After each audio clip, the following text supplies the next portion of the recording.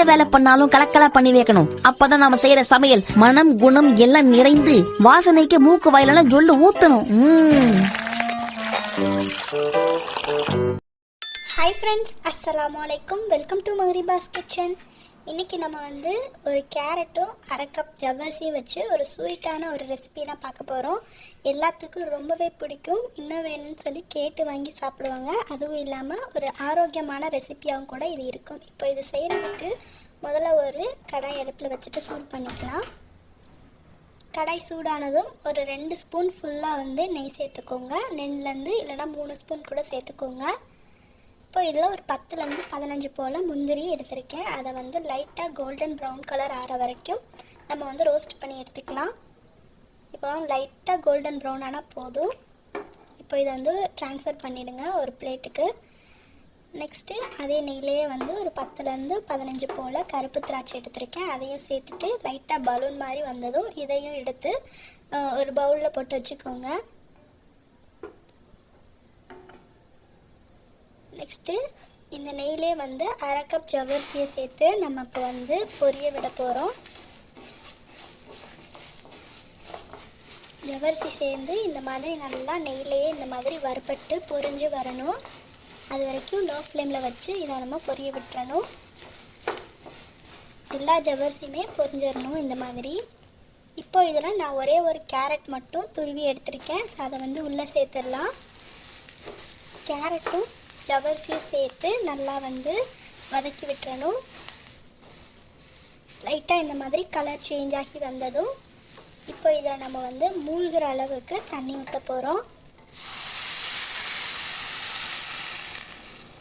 இப்போ தண்ணி ஊற்றியாச்சு, நல்லா கலந்து விட்டுருங்க.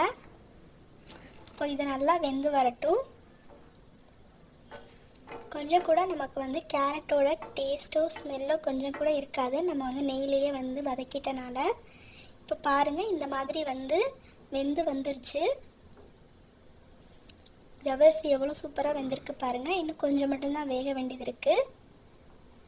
ஸோ இந்த ஸ்டேஜில் என்ன பண்ணணும்னா இதை அப்படியே இன்னொரு அடுப்புக்கு ட்ரான்ஸ்ஃபர் பண்ணி லோ ஃப்ளேமில் வச்சுருங்க. அடுத்து ஒரு கனமான பாத்திரத்தில் ஒரு 2 கப்பு போல் வெல்லம் எடுத்திருக்கேன். ஸோ 2 கப்பு வெல்லத்துக்கு ஒரு அரை கப்பு தண்ணி ஊற்றி இதை நம்ம கரைச்சி எடுத்துக்கலாம். பாகுப்பதம்லாம் தேவையில்லை, லைட்டாக அந்த வெல்லம் மெல்ட் ஆகி வந்தாலே போதும். ஸோ இப்போ வெல்லம் நல்லா கரைஞ்சிருச்சு. நெக்ஸ்ட்டு நம்ம லோ ஃப்ளேமில் வச்சுருக்கோம் இல்லையா ஜவ்வரிசி அண்டு கேரட், இதில் நம்ம கரைச்சி வச்சுருக்க வெல்லத்தை வடிகட்டி சேர்த்துக்கலாம். வெள்ளத்தில் கொஞ்சம் தூசு மண்ணெல்லாம் இருக்கும் இல்லையா, அதனால் வடிகட்டி சேர்த்துக்கோங்க. இப்போ இதை நல்லா கலந்து விட்டுருங்க. வெல்லம் இந்த மாதிரி கேரட் இதெல்லாம் சேர்த்து செய்கிறனால இது ரொம்பவே ஆரோக்கியமானதாகவும் ஹெல்த்தியானதாகவும் இருக்கும். இப்போ வெல்லம் சேர்த்து நல்லா கலந்து விட்டாச்சு. இப்போ இதில் பாதாம், ஏலக்காய் அண்ட் கொஞ்சம் சர்க்கரை சேர்த்து பொடி பண்ண பவுட்ரு ஒரு 1/4 ஸ்பூன் மட்டும் சேர்த்துட்டு நல்லா கலந்து விட்டுருங்க. இப்போது டேஸ்ட் என்ஹான்ஸ் பண்ணுறதுக்காக ஒரு 2 பிஞ்ச் அளவுக்கு உப்பு சேர்த்துக்கோங்க. ஸ்வீட்லாம் செய்யும்போது உப்பு சேர்த்து செஞ்சிங்கன்னா இந்த ஸ்வீட்னஸை இன்னும் கொஞ்சம் என்ஹான்ஸ் பண்ணி கொடுக்கும். இப்போ லைட்டாக கொதி வந்துட்டுருக்கு. இப்போ இதில் நம்ம பால் சேர்த்துக்கலாம். எந்த கப்பால் ஜவ்வரிசி அளந்து எடுத்தீங்களோ அதே கப்பாலேயே ஒரு 2லேருந்து ஒரு 3 கப் அளவுக்கு காய்ச்சி ஆற வச்ச திக்கான பால் சேர்த்துக்கோங்க.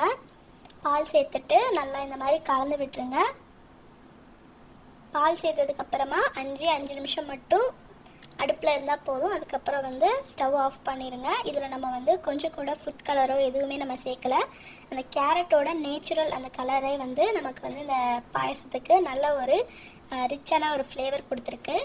இப்போ லைட்டாக கொதி வந்துட்டுருக்கும் போது நம்ம ரோஸ்ட் பண்ணி வச்சுருக்க திராட்சையையும் முந்திரி பருப்பையும் சேர்த்துட்டு லைட்டாக கலந்து விட்டுட்டு ஸ்டவ் ஆஃப் பண்ணிவிட்டு இறக்கிட்டிங்கன்னா சுவையான ஆரோக்கியமான ஒரு பாயசம் ரெடி ஆகிடுச்சு. ஸோ கண்டிப்பாக இந்த பாயசம் ரெசிபி உங்கள் எல்லாத்துக்குமே ரொம்ப பிடிச்சிருக்குன்னு நினைக்கிறேன். பிடிச்சிருந்ததுன்னா லைக் பண்ணிவிட்டு உங்கள் ஃப்ரெண்ட்ஸ் அண்ட் ஃபேமிலி கூட ஷேர் பண்ணுங்கள். நீங்களும் இந்த பாயசம் ரெசிபியை ட்ரை பண்ணி பாருங்கள். எல்லாருமே ரொம்பவே விரும்பி சாப்பிடுவாங்க. இது சூடு ஆறுனதுக்கப்புறமா இன்னுமே நல்லா திக்காக இருக்கும்.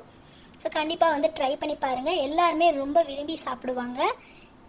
ஸோ ஆறுனதுக்கப்புறம் நீங்கள் ஃப்ரிட்ஜில் கூட வச்சு சில்னஸாக கூட இதை நீங்கள் சாப்பிட்லாம். இப்போ இதை நம்ம வந்து ஒரு சர்விங் பவுலுக்கு ட்ரான்ஸ்ஃபர் பண்ணிக்கலாம். அவ்வளோ டேஸ்ட்டாக இருக்கும். அந்த கேரட்டோட அந்த டேஸ்ட்டோ இல்லை அந்த வாசனையோ கொஞ்சம் கூட இதில் இருக்கவே இருக்காது. டேஸ்ட்டும் வந்து புதுவிதமாக இருக்கும். கண்டிப்பாக வந்து ட்ரை பண்ணி பார்த்துட்டு எப்படி வந்துச்சுன்றதை மறக்காமல் கமெண்ட் செக்ஷனில் ஷேர் பண்ணுங்கள். நம்ம சேனலை வந்து இன்னும் சப்ஸ்கிரைப் பண்ணாமல் பார்த்துட்டு இருந்தீங்கன்னா சப்ஸ்கிரைப் பண்ணிவிட்டு கூடவே பக்கத்தில் இருக்க பெல் ஐக்கானே ப்ரெஸ் பண்ணி ஆல் கொடுத்து வச்சுக்கோங்க. இன்னொரு இன்ட்ரெஸ்டிங்காக ரெசிபியோட உங்களை சந்திக்கிறேன். தேங்க்யூ ஃபார் வாட்சிங்.